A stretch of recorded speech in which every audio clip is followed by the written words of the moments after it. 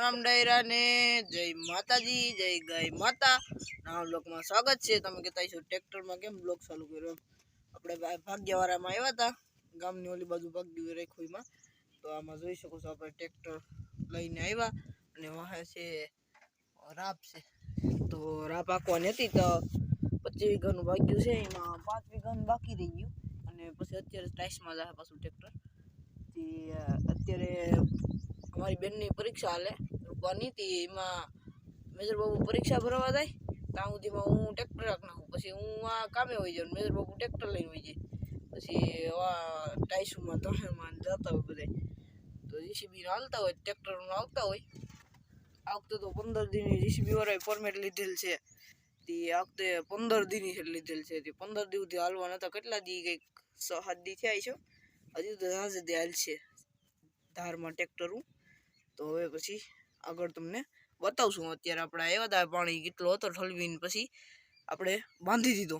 અને હવે આપણે એક હેઠા મિશમ રહી, એક અહીંથી જવાનું, પછી આવવાનું, પછી રસ્તે છોડી જવાનું. અહીં કેમ કે અહીં તલ પાતા હતા ને મેજર બાબુ, એમાં જો ટાઈસના ટ્રેક્ટરો નીકળે, ભરાઈ નીકળવા વર્ગી ગયા ટાઈસના ટ્રેક્ટરો.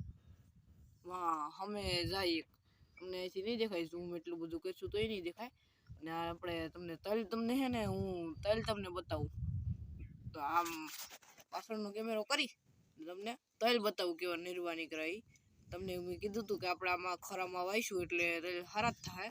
તો જોઈ શકો છો દોસ્તો તમે. ને આપણે ટ્રેક્ટરમાંથી હેઠા નથી ઉતર્યા, અહીંથી જ બતાવી દઈએ. તો મસ્ત નિર્વાહ નીકળ્યા તલ, સારા છે તલ.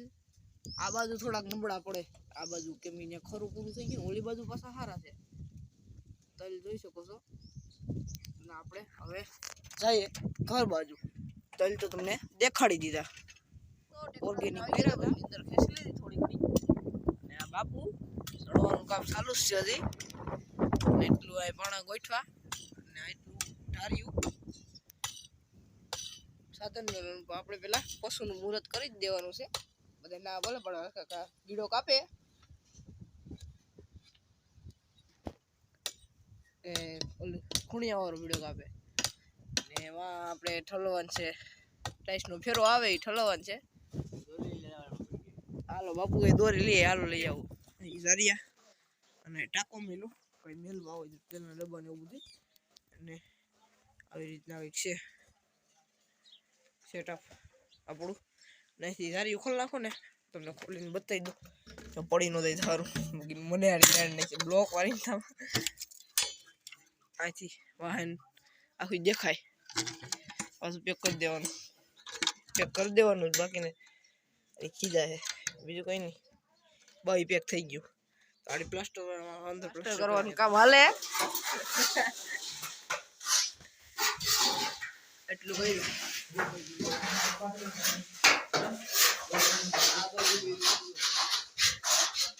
આ એક દિવાલ બાકી, દિવાલ બાકી. હવે પ્લાસ્ટર થાય છે. આ ભાઈ બહુ જલ્દી કરો ને યાર તમે. આ ભાઈ કઈક બોલવાનું કરતા, બોલો ને ભાઈ.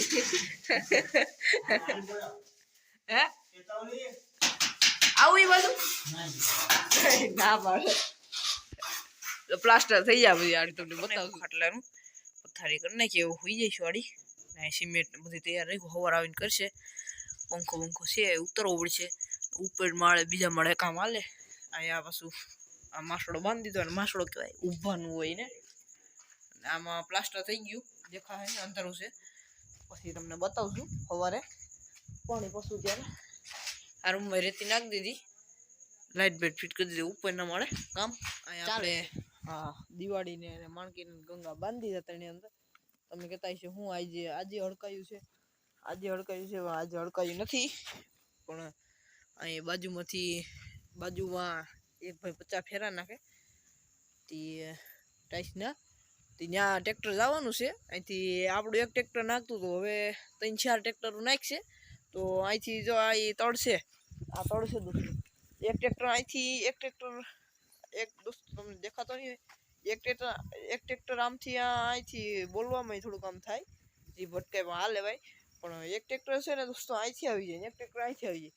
તો ક્યાં સડે? ભરેલું ટ્રેક્ટર હોય ને દોસ્તો, એને સાઈડ ન આપવાની હોય.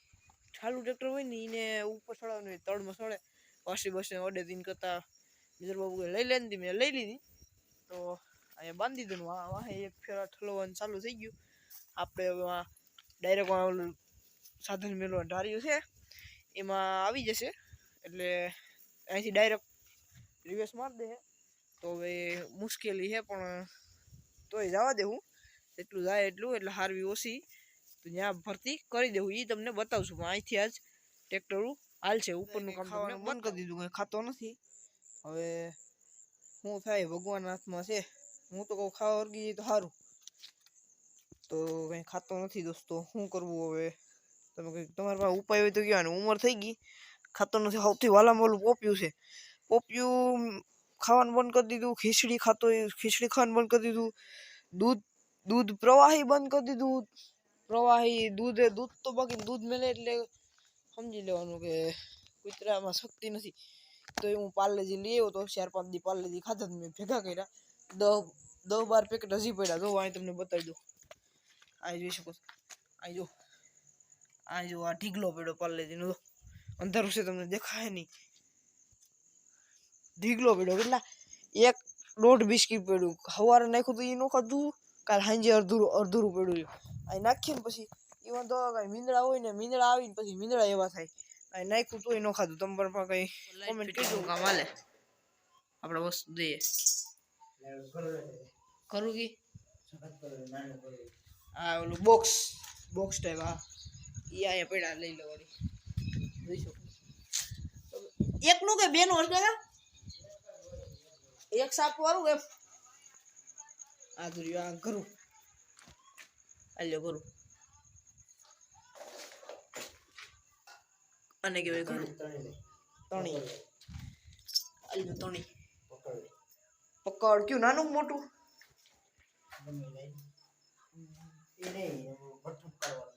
ઠપ કરવામાં તો મોટું હાલ છે. ઉપર મોટું આલ્યો. તો દોસ્તો આજના માટે એટલું જ રાખીએ. લાઈક શેર સબસ્ક્રાઈબ હારવાની કોમેન્ટ કરી દેજો, અને બેલ આઇકન દબાવતા રહેજો. આજના માટે એટલું જ. સબસ્ક્રાઈબ કરતા રહેજો. રામ રામ ડાયરાને.